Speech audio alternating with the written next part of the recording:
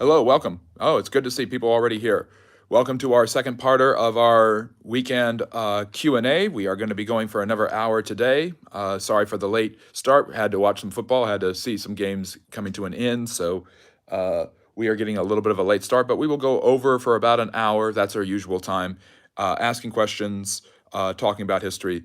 I mean, I don't give out my personal information about my name or things like that. I'm just I'm just the Friendly Neighborhood History channel. I am not the Friendly Neighborhood Historian. That's all of you guys. And if you guys like the content that Friendly Neighborhood History puts out, if you like the history that I talk about, if you like social studies, social sciences, and you want to learn more, be sure to like and subscribe. It really helps the channel grow. I'm trying to grow the channel to about 5,000 subscribers by the end of the year. That's the goal. We will have social media handles in the chat by my esteemed moderator later on in the afternoon. But we will be going for the next hour talking about different historical topics that come to mind. And if you have any questions that you would like to discuss, any topics that come to your mind, drop them there. This is how I give back to you. This is an Ask Me Anything where you guys get to bring your questions, your information, things you want to talk about to the chat. As always, I've got a few topics that I want to discuss during the course of the channel's stream today. And I just appreciate all of the support and people liking and subscribing. The channel really grows through this activity, and it's a lot of fun. I've gotten some very loyal people who come on and people who were even waiting before we got started. And for that, I am very, very appreciative. What is my education? Yeah, so that's one I don't mind answering. I have both a bachelor's and master's in history. So I have studied this quite extensively. And of course, the long-term goal is the doctorate in history, which I will be doing pretty soon. Yes, and thank you. If you want to expand your history lessons, you've got it right there from my esteemed moderator. Those are my handles in the chat. We will be pinning that post so that everyone can see it and follow along. X, Instagram, Facebook. I'm on Rumble. I've gotten a few videos posted up there, but adding more content, and I'm going to be starting to do exclusive content where you can only see certain things on Instagram, Facebook, and Twitter, and Rumble, and that's going to really, no, not Columbia, but that's a great school, to be sure. And I am here every Saturday at 6 p.m. Eastern. And then with our two-parters, I am here every Sunday at 4 p.m. Eastern to bring you history, knowledge, and information to your liking. So that's fair. You don't have to cheat on YouTube. I appreciate that. And I appreciate the person who just hearted. Liking, subscribing, following along with this live stream really helps the channel to grow. It helps get eyes on the channel and grow us into a beloved YouTube history institution. There are so many great channels on YouTube. I am just very flattered with all the support we've gotten in just over 7 months. And so this is my way to give back to you, and that's what I'll be doing for the next hour or so. So what do I want to talk about today? So yesterday on channel, we talked about a couple of different topics. We talked about how the Roaring '20s was the craziest decade of all time. Now we're going to be talking about, and then we talked about the life and legacy of America's 39th president, Jimmy Carter, who hopefully will be turning 100 later on today. That is or not today, later on this week. On Tuesday, Carter will become the first president to live a century long in U.S. history. He is already easily the oldest president in U.S. history. He has the longest marriage in U.S. history, and he was president about 50 years ago for one term between 1977 and 1981. So it'd be an incredible milestone in American history if the president lives into his hundreds. Yes, a century long. So he actually is born in that crazy Roaring '20s decade that I was talking about yesterday and has lived all the way through. He is currently in hospice care, so a lot of people have been worried about it. He was in hospice care. He entered hospice care last year. The year before that, his wife of 75 years, Rosalind, died. So a lot of people didn't know if he would be able to make it, but it looks like, thank God, he's going to be able to pull through. An amazing moment in American history, an amazing moment in world history to have a leader of a nation and a powerful nation like the United States and a very recognizable figure, a Nobel Prize winner, no less, Jimmy Carter, turning 100 on Tuesday. I will be dropping a couple of videos. Obviously, my Born Today video that I do all the time will be about Jimmy Carter, but I also have a full-length video on the life and legacy of Jimmy Carter, both before, during, and after his presidency. So be sure to check that out. That will be dropping. I just had a longer video drop on the legacy of the great Roman Emperor Justinian, so please check that out. That really helps because I'm trying to get more eyes on my longer videos and stuff like that and trying to do more of that. I'm currently engaged in a short series talking about powerful female rulers, and so there will be a video coming out about Justinian's counterpart, his beautiful and powerful wife Theodora, who basically made him the great emperor that he was. So check that out later on today. So the couple of other things that I wanted to discuss on the live stream this weekend and that I'm going to get to today. we'll be talking about. But anything you want to talk about history-wise, any questions you have about history, any topics or comments you want to leave, I'll be sure to engage with them as best as I can. Hopefully, there's not as much trolling and stuff going on there. But one of the big ones, obviously, that I wanted to talk about is gladiatorial combat. I mean, the second Gladiator movie is coming out in November, and a lot of people are really looking forward to seeing it. A lot of people who like history are looking forward to seeing it as Ridley Scott once again brings us a historical epic. Obviously, he brought us the first Gladiator movie 25 years ago, and that what became one of the biggest movies of the late 90s, early 2000s, one of the biggest movies for Gen Z, for millennials, one of the biggest movies in the country, and one of the biggest historical thrillers of all time. And then a few years back, he brought us Napoleon, which got a lot of mixed reviews from a lot of people who really felt the history wasn't that good on it. But of course, he's also got but of course, he always can fall back on Gladiator. And now he is releasing the sequel to Gladiator, and that's looking interesting. So I want to talk more about Gladiator combat. But before I get to that, we've got a really good question in the chat from Simon. Were Slavs the original slaves and used in gladiatorial arenas? So I actually made a mistake on channel last week, and I get corrected, and I learn more. The word slave is not derived from Slav, although and the etymology of the word Slav is based in their ancient languages rather than in Greek, which is where the word slave comes from. So it's a derivative of the Greek word for slave, if I am correct. So Slavs, there's often this common association that Slavs are slaves. That's not exactly historically true. However, but it is true that Slavs were slaves throughout a lot of human history. In fact, a lot of people from the Balkans and southeastern Europe were used as slaves, both by the Romans and then later on by different empires. So the Slavic peoples were enslaved a lot by the Ottomans when the Ottomans conquered Greece and destroyed the Byzantine Empire in the 1400s. And when they destroyed the Byzantines and conquered them, they usually took young men from Slavic families and either turned them into eunuchs who served in their courts and their harems so they wouldn't touch the women, or turned them into advisors or elite fighting soldiers called janissaries. And although they were enslaved and kind of forced to do this, a lot of their families were actually okay with it because this was how they could move up in the empire. Otherwise, they were kind of stuck in the second-class citizen, being Christians and Europeans in a Muslim-dominated empire that saw itself as the succession of the Islamic State. And I really appreciate the person who just liked. Make sure to like and subscribe. It really helps the channel grow.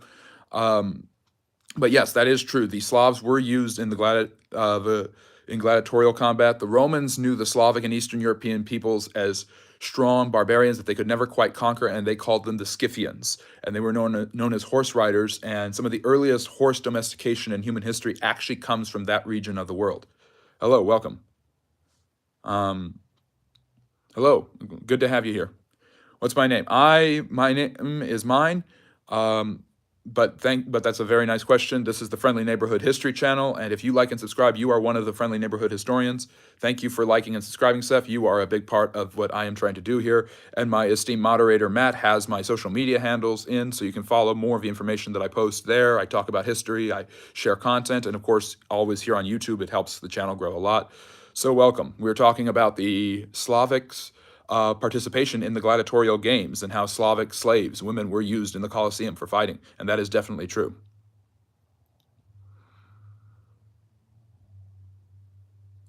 Yeah, there's some really great channels out there. I think you're referring to Epimetheus, one of my favorite YouTubers, and he has this amazing art and animation where he has the maps and he has different characters and he does his own shtick that's really, really incredible. And that's definitely a great channel. Definitely, oh, interesting. I don't know that one. But there's a lot of great history channels, and I'm so glad that you guys are checking out yours. Yes, we definitely appreciate you, Seth, and we appreciate everyone who is tuning in, listening, liking, subscribing, following the content, listening to the channel. Really helps us grow a lot. So there were Slavic women and Slavs, and the Scythians, as the Romans knew them, used in gladiatorial combat. They were also people from the Balkans called the Thracians, who are Serbian, who were kind of from the Albanian region, Slavic and Serbian and things like that. And they were conquered by the Romans and used in gladiatorial combat. There was an entire Roman province known as Illyricum, which is modern-day Central and Southeastern Europe, and the Romans controlled that for centuries after the Emperor Augustus conquered it and integrated it into the empire. So gladiatorial games were basically the sports of the ancient world using death as a means of motivation. And gladiatorial combat would happen at amphitheaters all over the empire in its different cities. And it was a huge sporting event. People would often go and enjoy these events for free, and they would be given certain food. This led to the bread and circuses shtick, where the Romans would continue to kind of numb their people to any political or economic turmoil by giving them free food and entertainment. And gladiatorial combat was some of the most violent. Of course, there was also people being thrown and eaten by the lions, animals, things like that. But gladiators were interesting because they were often slaves who were fighting for their freedom or the ability to live or die. And they would spar in hand and wrestling and armed combat to the death. And the term gladiator actually comes from the term for the ancient Roman sword, the gladius. Yes, I know a lot about Mesopotamian history, and I can talk about that. Yeah, he is amazing. It sounds like he's very amazing. I don't mind you bringing up other channels. It doesn't bother me at all. The tent is big enough for all of us here on YouTube. So, anyways, but yeah, the gladiators were actually named after the gladius, which was the Roman short sword used by the legionaries, and the gladiators would often spar in hand-to-hand or sword or melee combat to the death. And then it was the decision of the overseer of the games, who in later times became the Roman emperor. Obviously, in the Colosseum, you've seen this. If you've seen the movie Gladiator, the emperor would put up his thumb if somebody would live and put his thumb down if somebody would die. And this would often be the case, not just for the gladiator that was fighting, but for the victim, the loser. The Roman Colosseum also featured people being thrown to the lions, criminals, prisoners, people who were being persecuted. This is obviously well known for what the Roman Emperor Nero did with the Christians when he persecuted them in the 60s AD. So, yes, lions, wolves, leopards, and bears. Sometimes the Romans would take their amphitheaters and they would fill them with water, and you would use the water to have naval combat or boating expeditions and things like that. So the Romans were very, very skillful at using their Colosseum and using their amphitheaters all throughout the empire to perform and to show off their prowess and their strength. And the gladiators were probably the epicenter of that.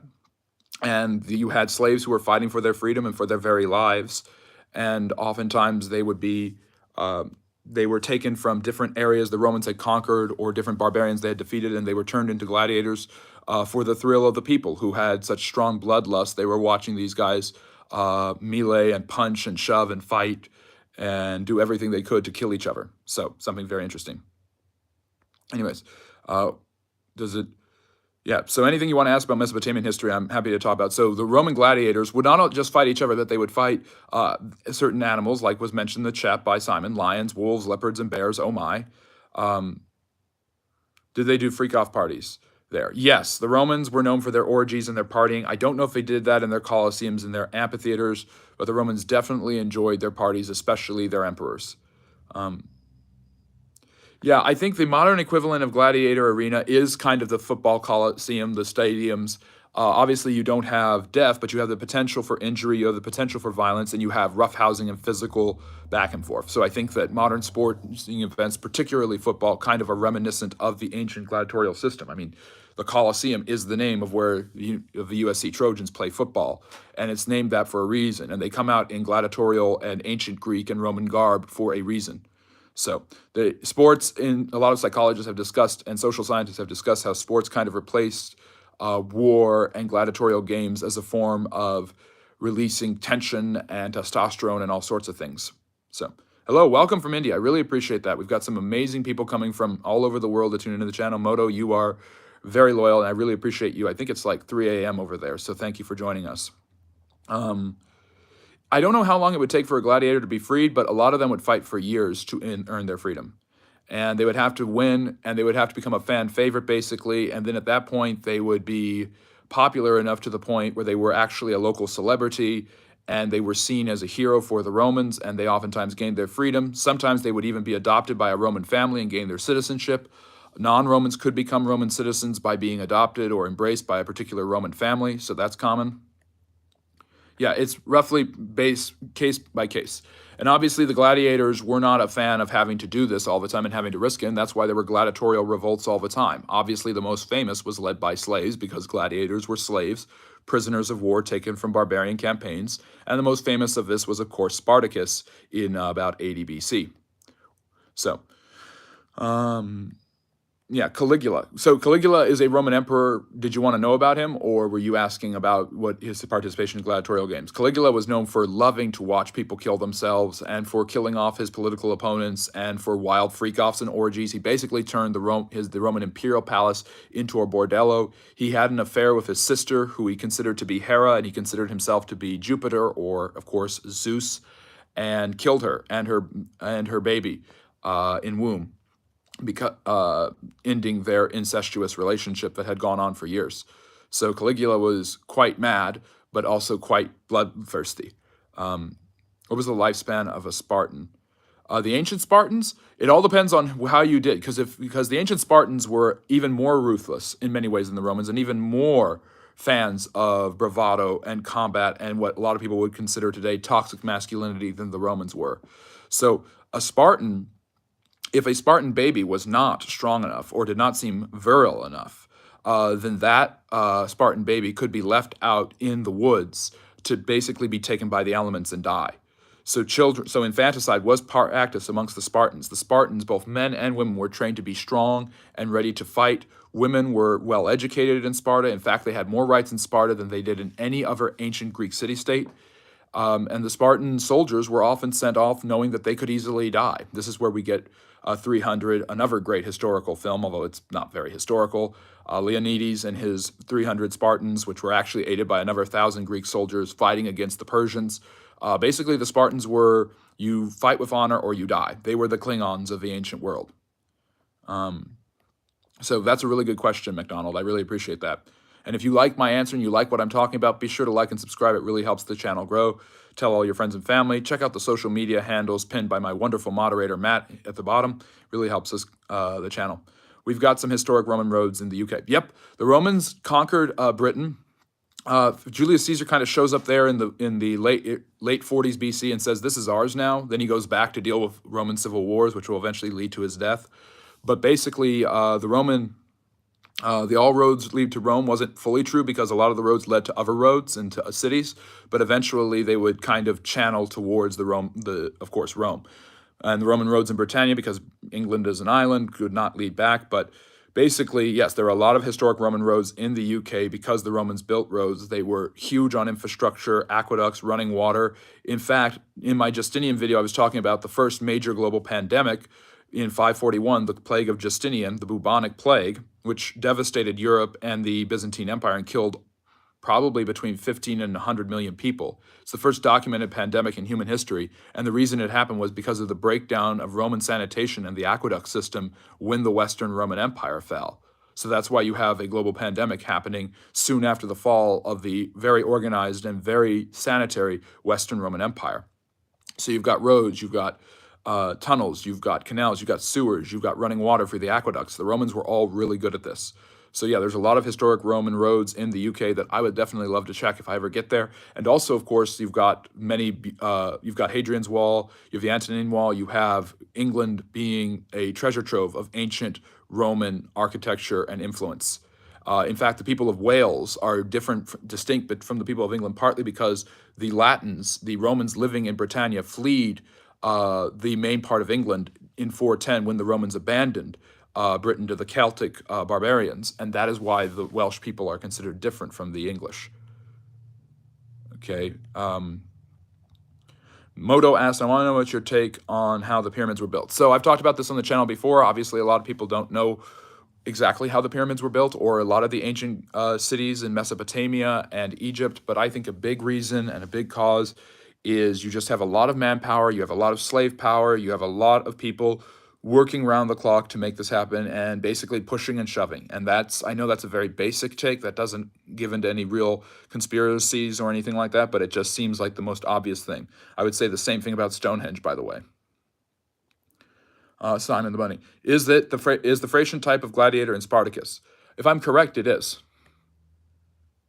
Yeah, Seth's right. The Spartans were extraordinarily brutal from the beginning of life because they believed that life was tension and challenge. So the Athenians are known for loving poetry, democracy, freedom of expression, and for building a disciplined army, but one that was reasonable and moral. And of course, the Athenians, Athens is the center of most classic activity. When you think of the ancient world, you may very well think of the ancient Greeks. And when you think of those ancient Greeks, you think of things like the Parthenon, of Socrates, of Pericles, and you are thinking of the ancient Athens. So the Athenians were far more dainty, if you will, whereas the Spartans were brutal and repressive, and they fought against each other. The Peloponnesian War, not the Peloponnesian War, yeah, the Peloponnesian War, and the Spartans won, leading to the decline of Athens. But Athens' philosophers were extremely influential. You have Socrates, who teaches Plato, and Plato, who teaches Aristotle, and Aristotle, who teaches Alexander the Great, and it actually helps Alexander become such a great military mind. Let me see here. Why were Helots slaves? If I am correct, the Helots, Rodolfo, that's a good question. I don't know fully, but if I'm correct, the Helots were Greek. Again, the Romans would enslave people they fought against and anyone who rebelled against them. And so if they didn't kill them, they would use them to entertain their people. And so the Helots were an example of one of these things.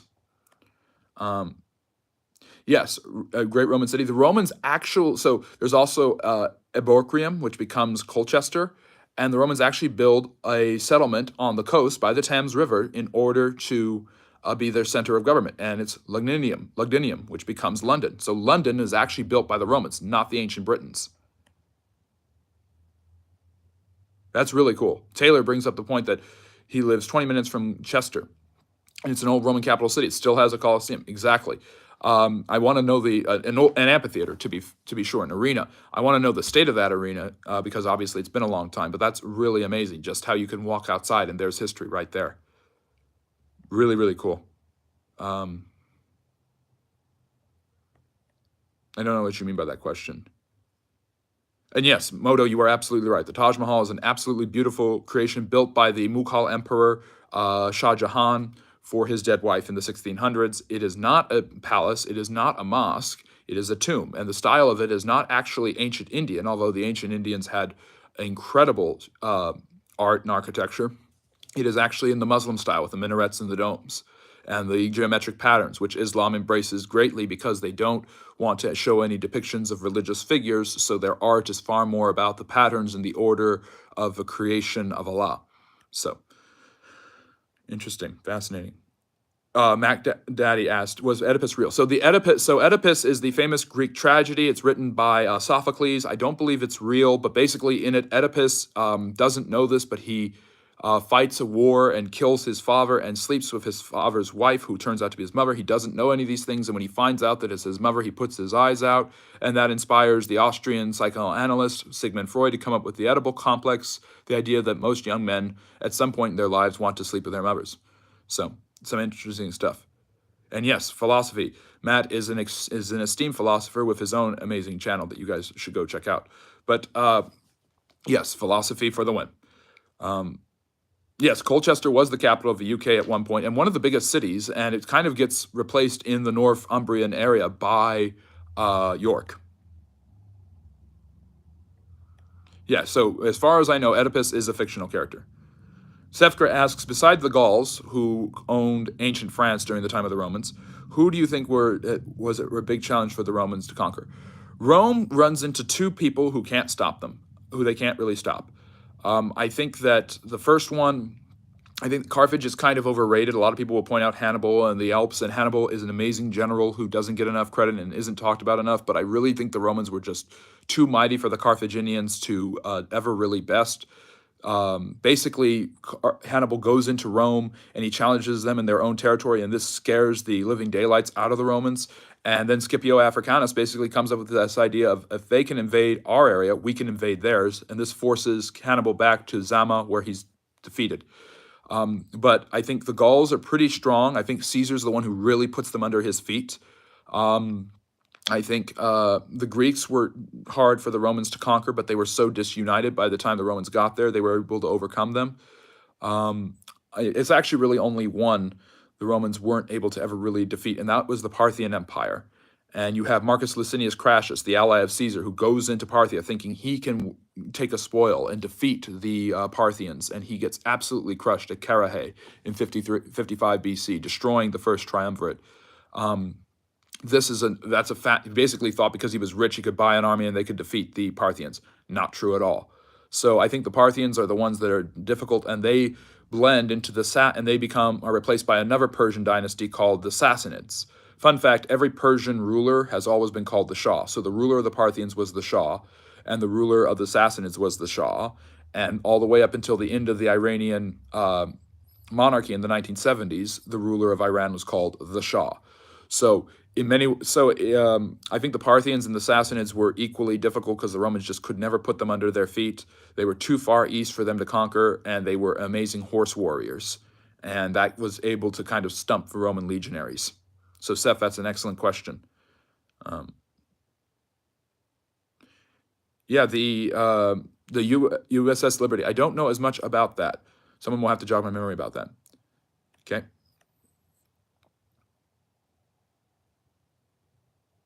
Interesting. Meister Smith mentions the place in France where naked ladies dance. That only makes me think of Lady Godiva, who was actually an ancient Anglo-Saxon woman who rode her horse supposedly naked through the streets to protest the fines of her husband. Interesting story there. Interesting, Taylor. It's amazing that those remains can stay if people just don't touch them, and the ruins can still remain. I mean, you have the ruins of Hadrian's Wall, which becomes, by the way, Hadrian's Wall, maybe the biggest and most important Roman construction, defensive construction of all time, not only fortifies the Roman Empire as Hadrian seeking to boost its defenses and not conquer anymore, but it draws the line that in many ways became the demarcation point between Scotland, which was called Caledonia, and Britain at the time. And the Romans got close to conquering Scotland multiple times, but the Caledonians would always flee into the highlands, and the Romans could never get there. And they would conquer the land, and then they would have to abandon it. And eventually, Hadrian just decides, we're not doing this anymore, and he builds Hadrian's Wall. Are you a good Jew? I'm not Jewish. Rama Suda Adams Bridge. I don't know about that. That's interesting.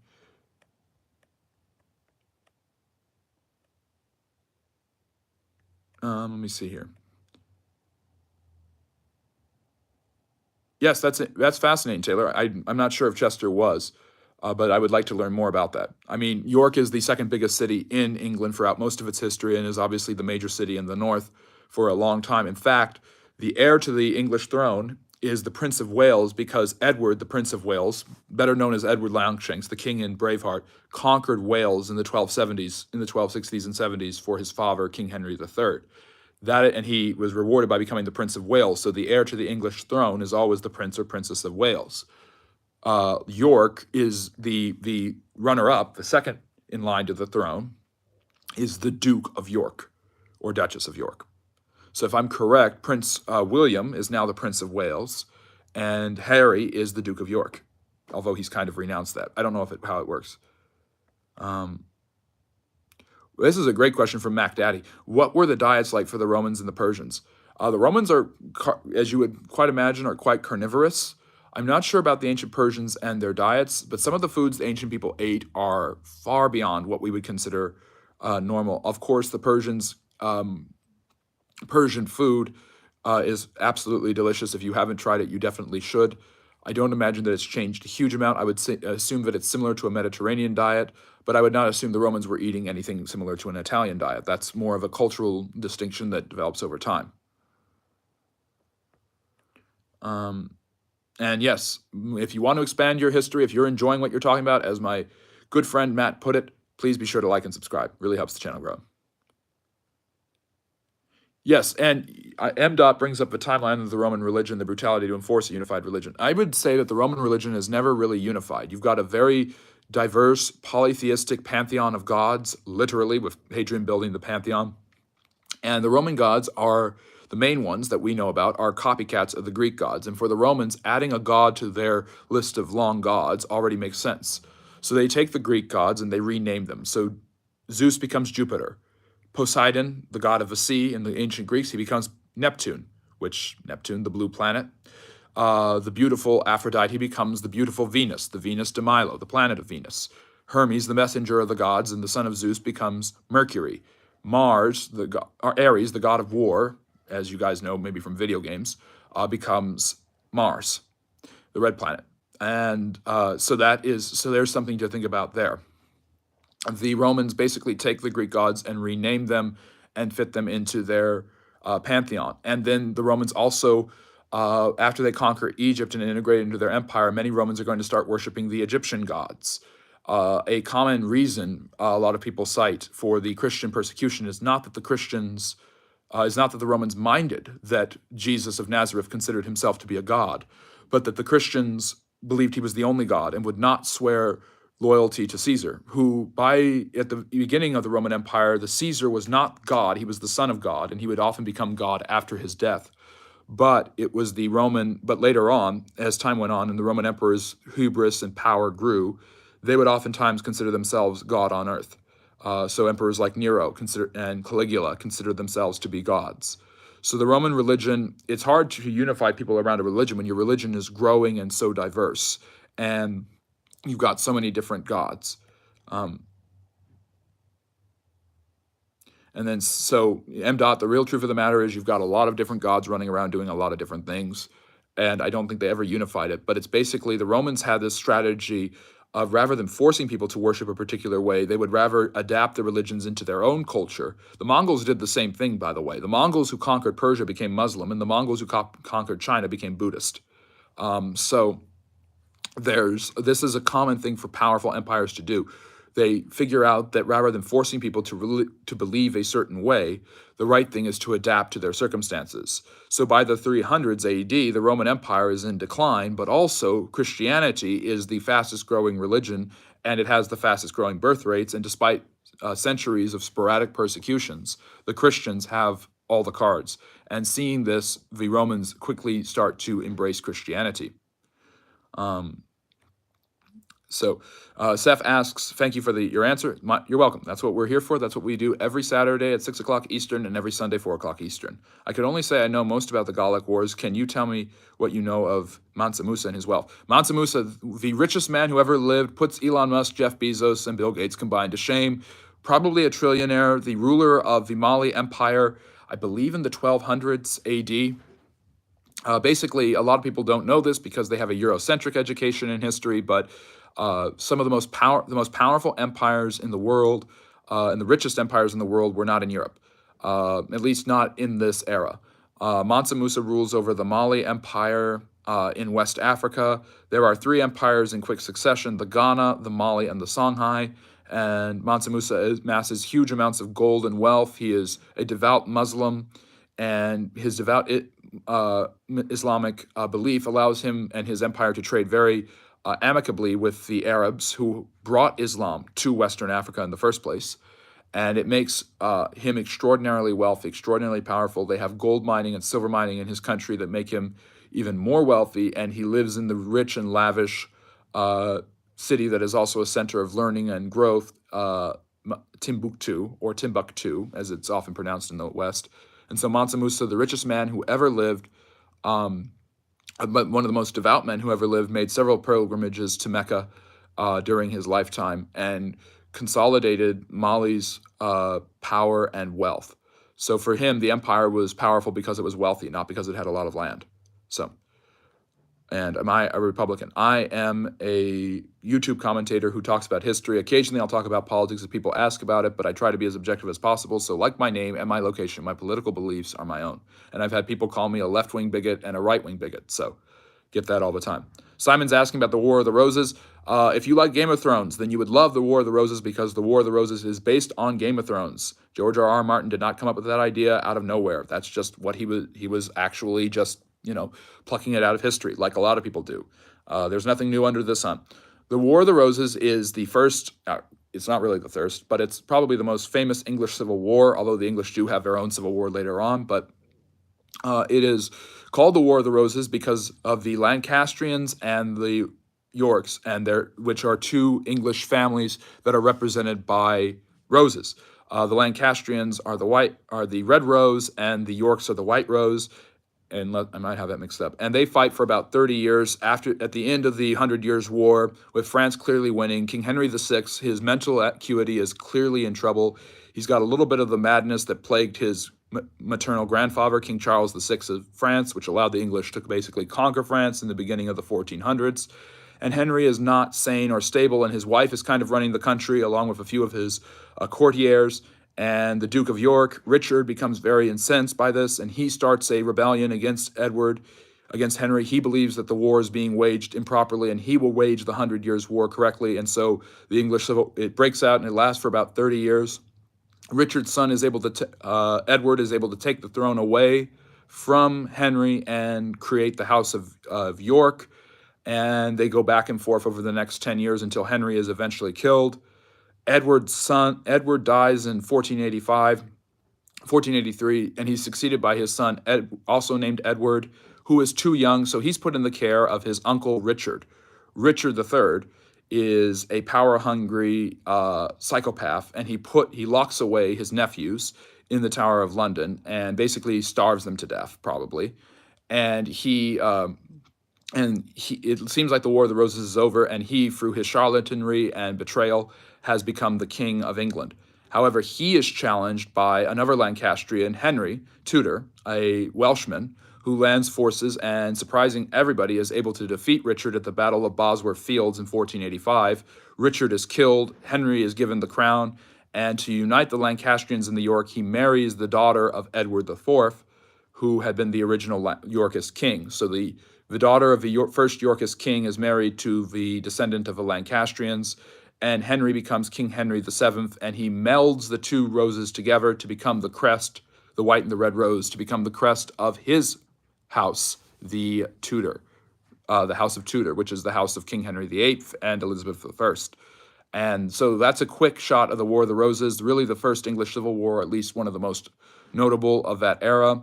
Fought because the 100 Years' War was going very poorly. The Yorkists overthrow the Lancastrians, and then at the end of the day, the Lancastrians kind of have a last laugh indirectly through Henry VII.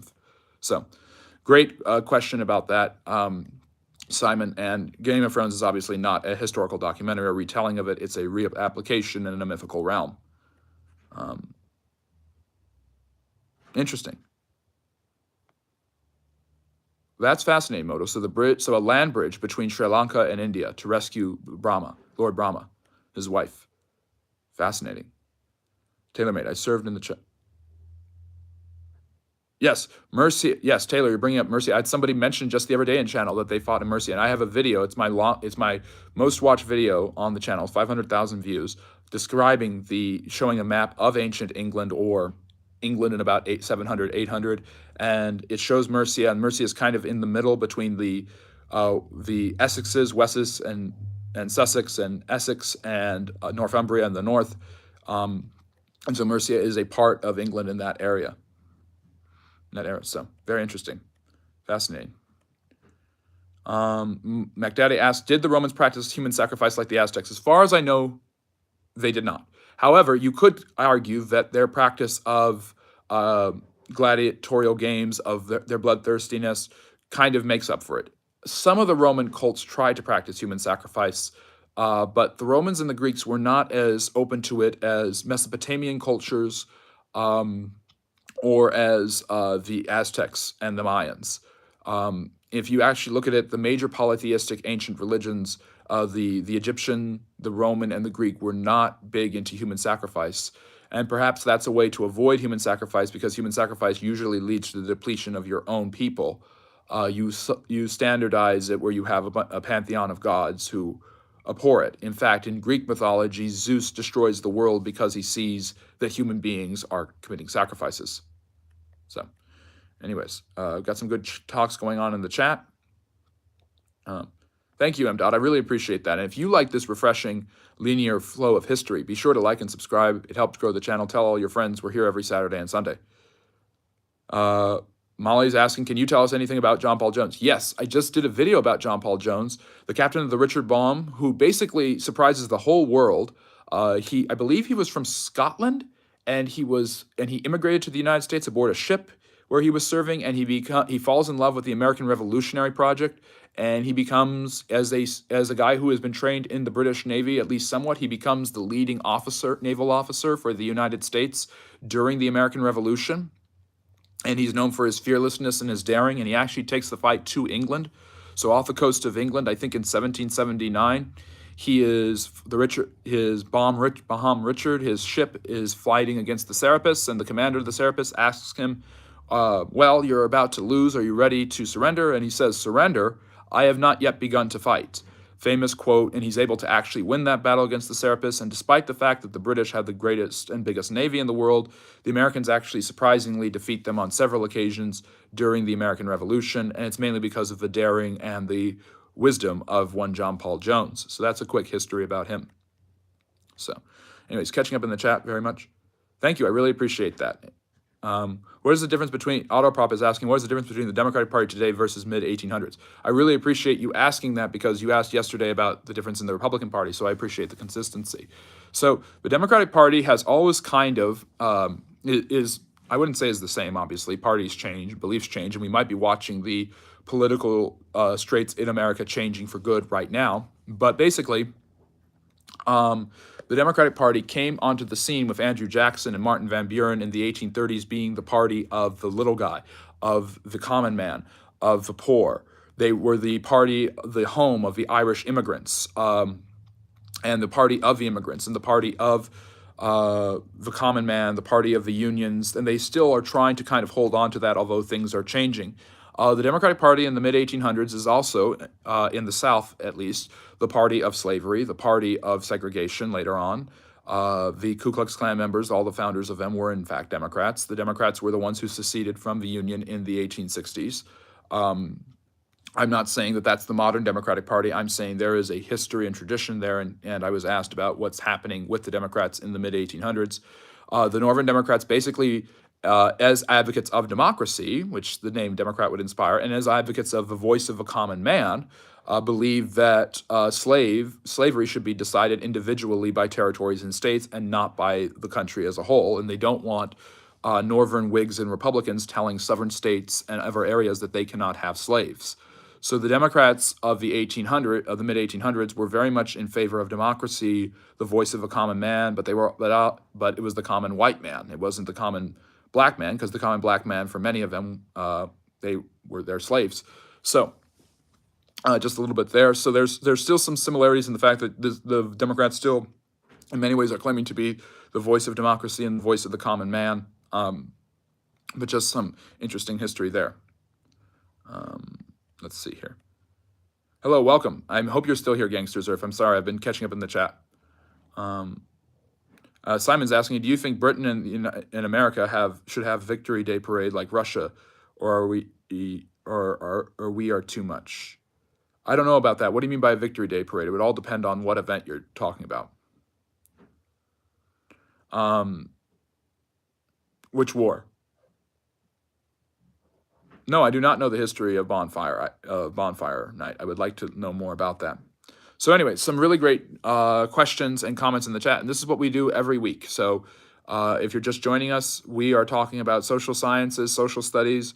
We go over these topics every Saturday at 6 p.m. Eastern and Sunday at 4 p.m. Eastern.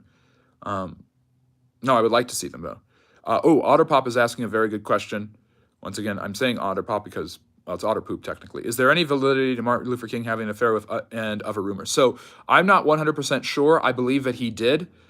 King is obviously a human being like many other people, and so him cheating on his wife is definitely a possibility. King was also not home a lot because he was out speaking and rallying and protesting, so it's very possible that he had that he might have had extramarital affairs that put a strain on his marriage. His wife certainly seems to have believed that there were indeed extramarital affairs. But King's legacy would not be hampered by that. The people in history are victims of their time, and many great people do terrible things, and many terrible people sometimes, oddly enough, do great things. But King, there's also the possibility that most of that was made up by the FBI, and in order to defame him as an adulterer and communist, which were heavy hits back in the 1960s. So there might be some embellishment. There's obviously wiretapping on him by the FBI. J. Edgar Hoover was worried that he was a communist, and King did have associates who he later distanced himself from, who were indeed card-carrying members. So, oh yes, interesting. Yeah, I don't know why the Americans don't have it, Seth. I mean, you have VE and VJ Day, and if you've seen the clips of that, and Americans still celebrate that. They still celebrate the D-Day landing. So we call it the Great Patriotic War. Yes, thank you for that. Yes, I have chapstick and I sometimes use it, but I guess I forgot this morning. So it is what it is. Um, oh yeah, Bonfire Night, Guy Fawkes. Is that when gunpowder, the gunpowder plot? Is that what you're referring to? Yes. So the gunpowder plot, I have actually learned about that. I did not know it was called Bonfire Night in the UK.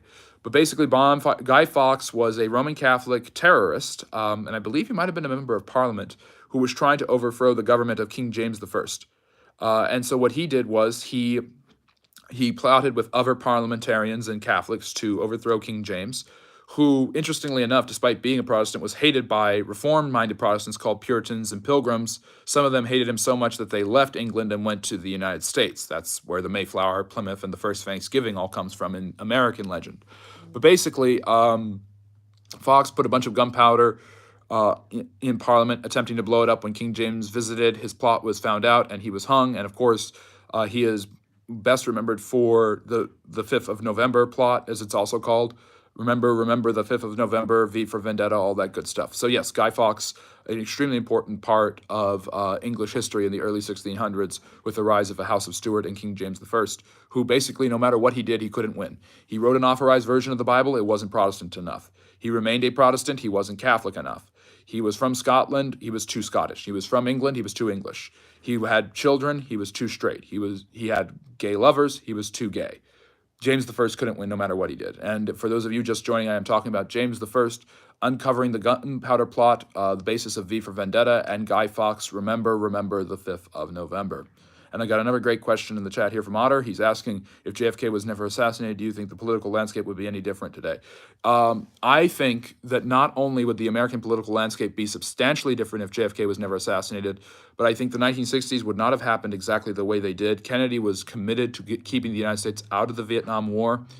Hopefully, he would have been just as committed as LBJ was to giving civil rights to African Americans, but Kennedy was kind of hesitant about that because he didn't want to lose Democratic support in the South.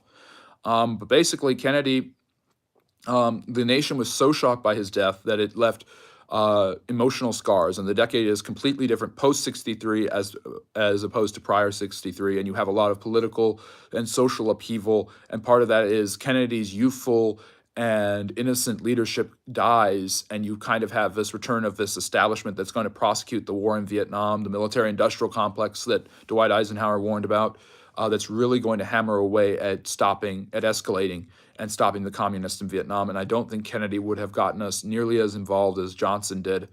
And I'm an American, so I'm saying us, but the United States, of course. And I think that American political landscape would be far different. And I think there would have been a lot of historical blunders avoided, maybe some historical wins. Who knows if Kennedy would have done Medicare and Medicaid? He definitely kind of had some hankerings for these ideas, but Johnson really is the one who put pen to paper and made it happen. So I also tend to believe that a lot of the conspiracy theories surrounding the death of John F. Kennedy, and I just did a video talking about the Warren Commission. It's the 60th anniversary just a couple days ago of the Warren Commission's findings when they declared that it was, quote unquote, a lone gunman who killed Kennedy.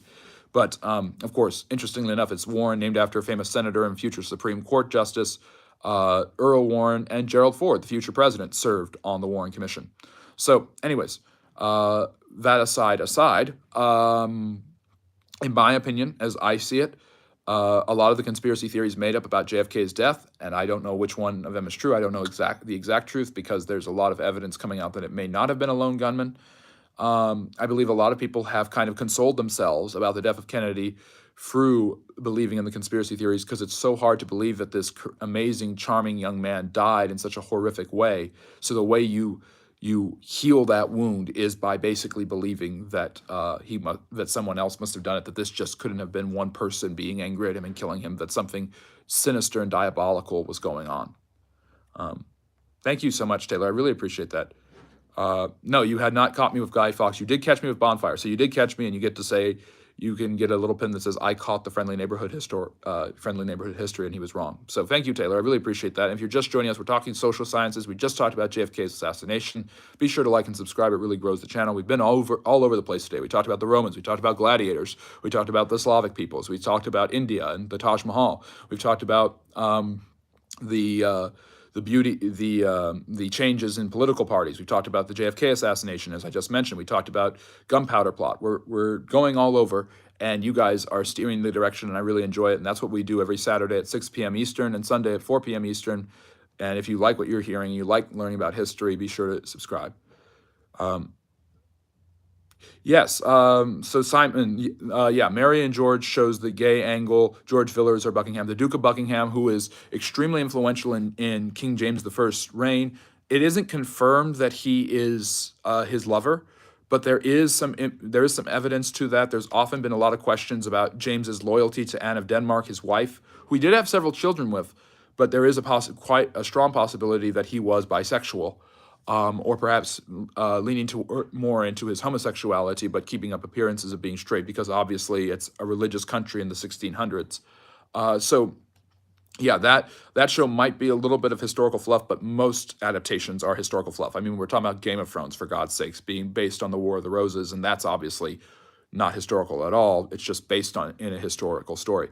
Interestingly enough, George Villiers, the Duke of Buckingham, it is an influential part of King Charles I's reign, who is James's son and successor. And as far as we know, Charles I was not a homosexual or did not have any homosexual tendencies. So there's a possibility, was not bisexual. So there's a possibility that George was just an extraordinarily charismatic, handsome man in the court of James I and then Charles. He was definitely strongly ambitious, so ambitious that his rivals killed him. So, yeah. Interesting. So there's fireworks. So it's kind of like the 4th of July in America with the Guy Fawkes plot. That's really fascinating. Otter asking, when did the U.S. influence in South and Central America begin? Has that influence been successful or no? Yeah, there's been a lot of mixed results. There's been a lot of overthrowing of different countries. William Howard Taft is actually the first U.S. president to really start to say that South American countries need to start working with the United States and business interests need to be involved. It's called dollar diplomacy. It really doesn't work, but it's American in business investments in South and Central America. You could argue that really the first time the United States steps outside of its own area is the Louisiana Purchase, and the first time it steps into the area of Central and South America is the Monroe Doctrine in the 1820s, when President James Monroe basically says that Central and South America cannot be colonized by the Europeans anymore, and the United States will not let it happen. And so for the first time, an American president and an American government is speaking on behalf of the Central and South American peoples who have just basically barely gotten their independence from Spain and Portugal. I have done several videos. I just did a video today about how Latin America got free from the Spanish. And I've done videos in the past about Emperor Dom I of Brazil, and how basically the Portuguese king hid out in Brazil during the Napoleonic Wars, and then the Brazilians got so tired of him, they basically said, we want to be free now. So in many ways, it's starting in the 1820s, the Americans speak for Central America. Obviously, Teddy Roosevelt goes into Panama and gets it free from Colombia so that he can create the Panama Canal, basically succeeding where the French had screwed up. So the United States, really it's been in the last century, has exerted more and more influence over Central and South America with mixed results. Obviously, the Panama Canal has been huge for trade. It's a very successful story. The United States obviously got Puerto Rico and Guam. That's the Caribbean. I don't know if you want to call that Central and South America. Cuba becomes free because of the United States fighting the Spanish-American War, which destroys the Spanish Empire once and for all. And of course, you have America's continual interactions with Mexico to this day. So and then of course, you also have things like the Iran-Contra affair, the CIA overthrowing governments that they think are too communist. The United States attempt to hunt down people like Che Guevara and Castro. So it's a mixed bag, to be sure, and there's a lot of people who really hate what the U.S. has done, and there's understandable reasons for that. Let's see here. Let me see. I don't think they're awful questions at all. I think they're great questions, and I love bouncing between European history and American history. I love when people engage my multifaceted, all over the place brain about different history stuff. Yeah, you could consider it. It's the Caribbean, but I want to kind of say it's Latin America in some ways because it has that Spanish origin, at least Spanish colonial origin. Hello, welcome. Thank you so much. Good to see you. Yes, so I'm glad you brought that up. California, Nevada, New Mexico is Mexican land. So that's a common argument made. Many people in the La Raza movement tend to believe that. The basic history behind it is that the United States in the spirit of manifest destiny and expansionism, takes over, fights the Mexican-American War against Mexico, and due to the Treaty of Guadalupe Hidalgo, which ends that war in 1848, the United States takes over California and the Southwest, the American Southwest.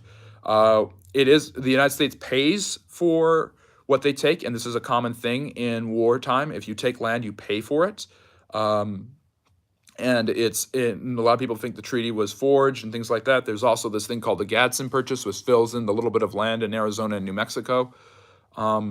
Texas had a revolution about 10 years before this and thrown out the Mexicans. They were Americans who had resettled in Texas. And due to a border dispute, James Polk, the president, used that as an excuse to go to war with Mexico and basically take over, again, the Southwest and California. If you look at the actual military campaign and incursions into Mexico with generals like Winfield Scott and future President Zachary Taylor, they actually conquer all of Mexico and then give half of Mexico back to the Mexican people and pay for it. And they thwart General Santa Anna just as the Texans had about 12 years earlier. So it's a complicated chapter in American history where the desire for land and resources and new areas where trails and like the Santa Fe Trail and the vast amount of resources, especially in California, really appeal to the Americans. And then right as they're about to take California, the gold rush happens. And that's going to make California a hub for people to go to from not just America, but from all over the world. So, yeah.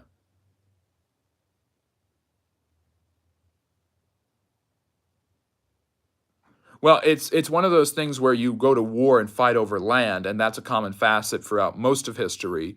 If you're going to go with that logic, you must say that every single war that has led to land is someone taking land from someone else. Which really, if you think about it that way, then that's basically all land has been conquered and taken. I mean, by that logic, the French conquered England and didn't give it back to them, so the French stole England from the English. I don't necessarily think that's a fair historical thing. So, what is the difference between slavery in the USA and slavery in Europe? So that's another good question. But basically, slavery in the USA is not is race-based in the fact that by the time you get to the 1700s, all of the slaves are black. You don't really have indentured servants coming from Europe anymore. And so it's going to become more race-based, especially as the American ideas of freedom, independence, and the equality of all men reach. Obviously, the way you can explain that away is by saying, well, obviously not all men are created equal. And that's how you keep Africans enslaved in America during the 17th, 18th, and 19th century. Another thing is that a lot of the slavery in Europe and other places across the world were not always permanent chattel slavery where you were a slave your entire life unless you somehow earned the ability to buy it back. And then you were thank you, Matt, I appreciate that. But where you were not chattel slavery, you might be a slave for a time period. You might be a prisoner of war who's turned into a slave. We talked about that earlier with the Romans enslaving people and turning them into gladiators. But there were examples of chattel slavery in different parts of the world. Slavery has always existed in one form or another. It's not exactly the same. What I have often argued on this channel is that European slavery had this advantage of technology. So common in Africa before the Europeans arrived was the enslavement of each other. Europeans enslaved each other through their many wars. But I will say that the Europeans used technology to go to another continent and start enslaving people, not something you see if you study Chinese history or history in Africa, despite vast numbers of slaves in both regions of the world. So the Europeans kind of just get the technology and then apply the slavery. And they were full partners with the Africans who had formerly been full partners with the Arabs in the slave trade. It was part of how several African kingdoms had become extraordinarily wealthy. So that's just a little bit there about African slavery. I really appreciate these questions. I appreciate everyone's questions, the topics you guys bring up. We've talked a great deal about Great Britain and the United States. We've talked a little bit about India. Really, really fun stuff. And yes, it is a history stream, and that is what everybody is here for, learning about history, asking about history, and maybe enjoying the sound of my voice. I don't know. But that's why you guys are here, and that's what I really appreciate. And if you're just joining, we are near the end and wrapping up our history Q&A. We do this every weekend. Saturdays at 6 p.m. Eastern and Sundays at 4 p.m. Eastern. If you like what you're hearing, if you like learning about social sciences, be sure to like and subscribe. It really helps the channel grow. So I think we're going to wrap it up. If it's too, uh, it's not too broad, I'm more than willing to answer it. I can't give. I mean, people ask about certain things that are broad, and I try to answer it with as much detail as possible. And yes, so it's a Q&A, so anyone gets to ask anything they want. That's how it works. And sometimes I ignore it if it's not history based or if it's too personal or something like that. But I just appreciate everybody coming, and I've got some really good regulars who show up and ask great questions, and Otter is one of them, and Simon, you are one of them too.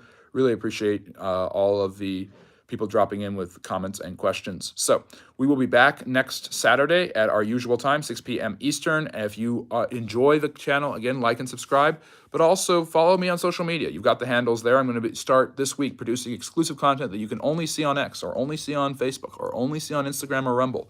So it'll be really great to have you guys around. Yes, you've got to go from big to small sometimes and small to big. That's just how it works. That's how history works. I hope you've enjoyed and liked this stream. I will see you guys again hopefully next Saturday at 6 p.m. Eastern and next Sunday at 4 p.m. Eastern with a new set of topics and hopefully a new set of questions. And by the way, we're starting this today and going into the next few weeks. If you have a question you would like to ask ahead of time, you would like a topic for me to suggest ahead of time, be sure to leave a comment on one of my videos or on social media with a list of questions or topics you would like to see. So hit me up on X or Twitter, or Twitter is X, or Instagram and say, Friendly Neighborhood History, let's talk about this, and I will be sure to get to it. Take care, guys, and have a great rest of your week, and I will see you again next Saturday. If you have any questions or topics you want to bring up, be sure to drop them on my social media spaces and follow me there for more exclusive content. Have a great day and take care. Bye-bye, everyone, and thanks for a great stream.